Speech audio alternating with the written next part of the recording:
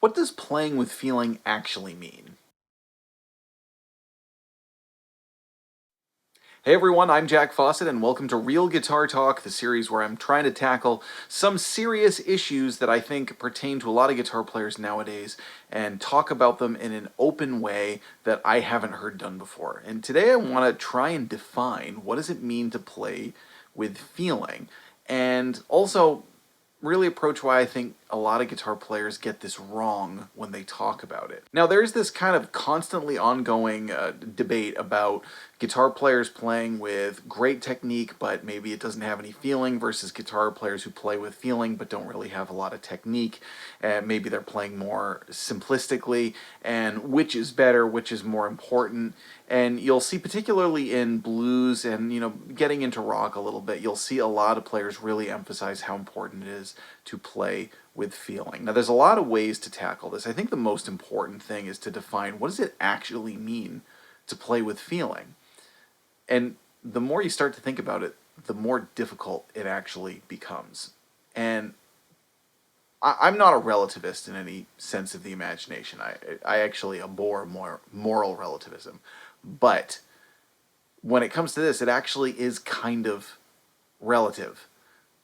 One person playing with feeling is not going to be the same as someone else. And really, I want to break it down as far as communication.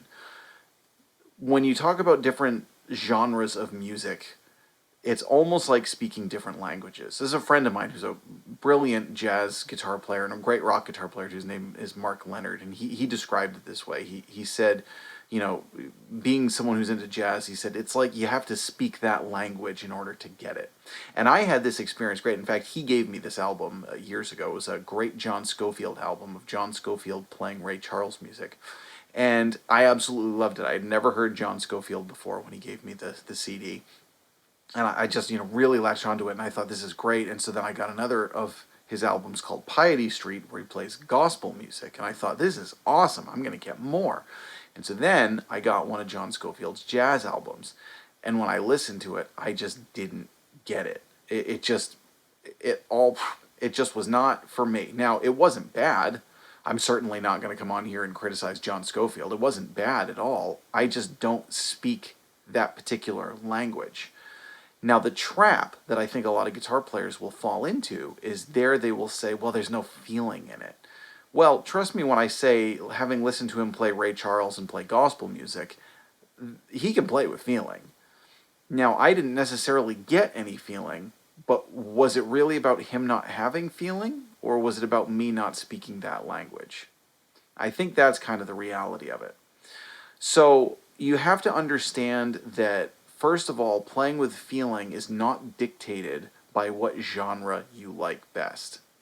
I was a judge in a local guitar competition, which I actually kind of regret doing, just because I don't like the idea of guitar being a competition. But nevertheless, I was a judge in this guitar competition, and a bunch of guitar players came up, and they were trying to win an amplifier, and this was at a music store, and this was a long time ago.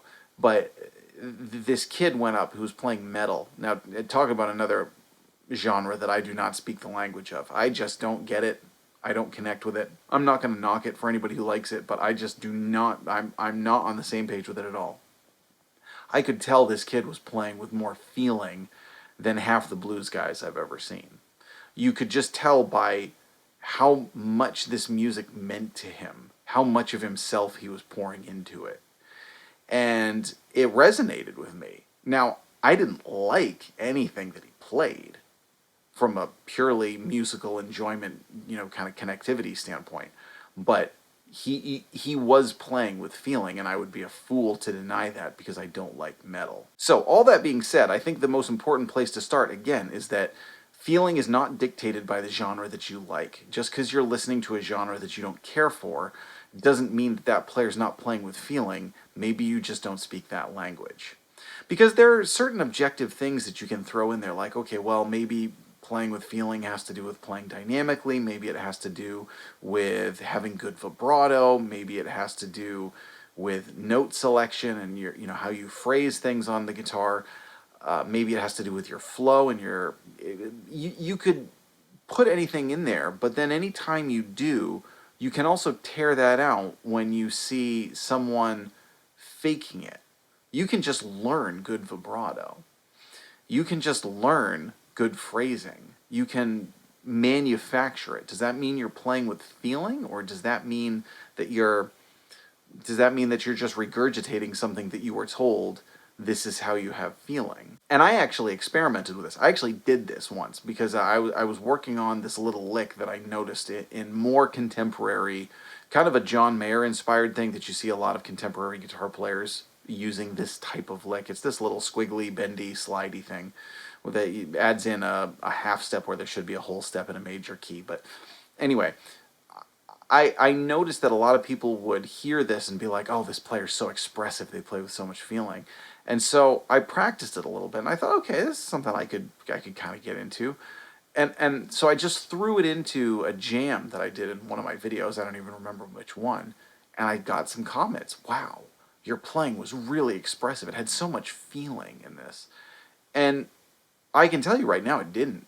It was really me doing more of a thought experiment, an academic experiment with music of, okay, if I try this lick, it will sound more expressive and like I have feeling. So feeling can be learned, it can be manufactured, and I think that brings me to my next point, which is you can't have feeling unless you have good technique.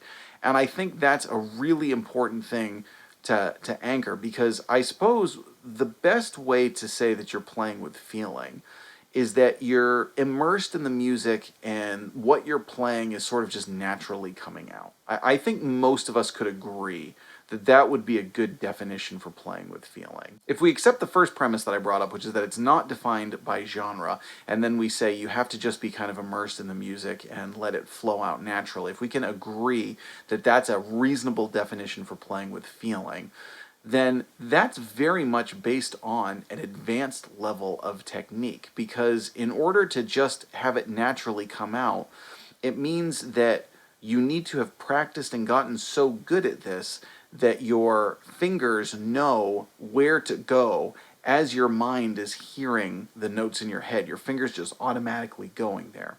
Now, the reason that I bring this up, and this is really important, this is probably the most important part of this video, is I see, again, I'm going to pick on blues here just because that's the genre that I've been most closely associated with, blues and you know, kind of that side of classic rock and roll. And I don't mean to say it in picking on one genre versus another. That's just what I know. I see a lot of players who use playing with feeling as an excuse to not get better, as an excuse to not dive in further, because music is hard.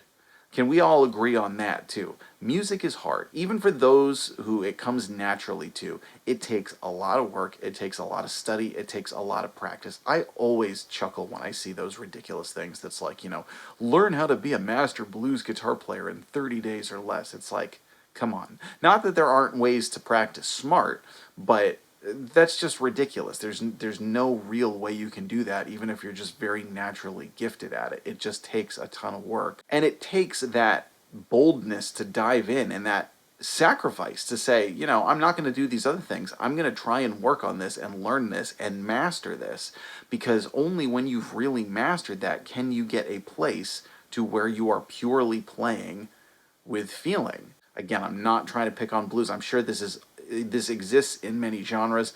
You know, I would see easily in jazz the other end of the spectrum, like the legitimate argument against it of people playing with too much technique and just sort of academically diving at it and thinking this is good because it's got this mode and this chord change, and, you know, but if it doesn't translate or communicate anything. Now, that being said, this also kind of cuts to the core of why we like music. Now, a lot of people like music because it can elicit a powerful emotional response. And I think that is tremendously a gift from God. The fact that varying pitches and tones that happen in a certain sequence in time can make us feel something so deeply is just absolutely spiritually a divine gift. I fully believe that.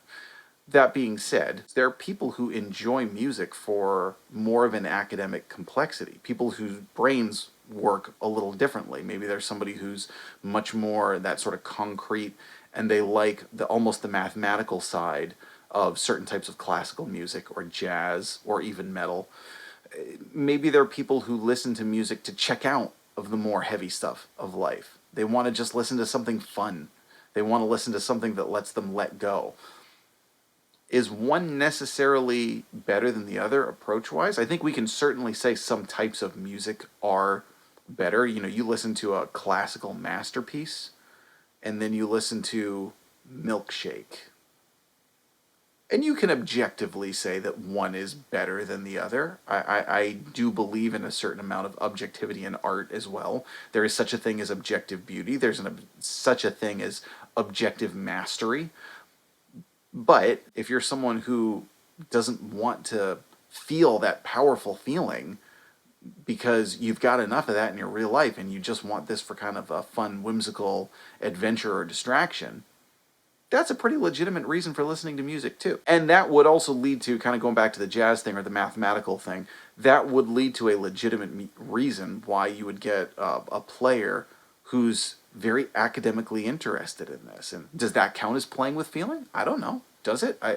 Please feel free to leave in the comments. My point in getting to all this is people are so dismissive and flagrant about just, like, oh, well, I don't like this because it doesn't have any feeling, or, well, you gotta play with more feeling, or it's like, what does that even mean?